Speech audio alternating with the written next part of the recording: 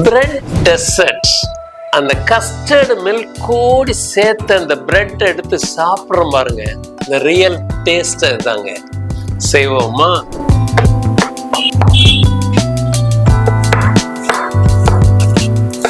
ஒரு ஸ்பூன் நெய் போட்டுக்கிறேன். ஃப்ரை பண்ணி எடுத்துக்குவோம்.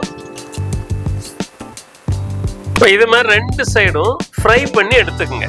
பாலை காய வச்சுக்குவோம். கொஞ்சம் குங்குமப்பூ சேர்த்துக்கிறோம். கண்டென்ஸ்டு மில்க் நல்லா அப்படியே கிளறி விடுங்க.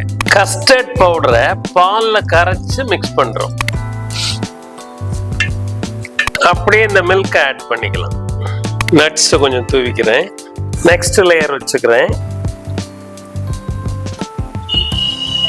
இது அப்படியே இதே மாதிரி ஹாட்டாவும் நீங்க சாப்பிடலாம், அல்லது ஃப்ரிட்ஜில் வச்சு கோல்டாவும் சாப்பிடலாம். டேஸ்டியா ஒரு கஸ்டர்ட் டெசர்ட் பண்ணிருக்கிறோம். மறக்காம ட்ரை பண்ணி பார்த்துட்டு எப்படி இருக்குன்னு சொல்லுங்க.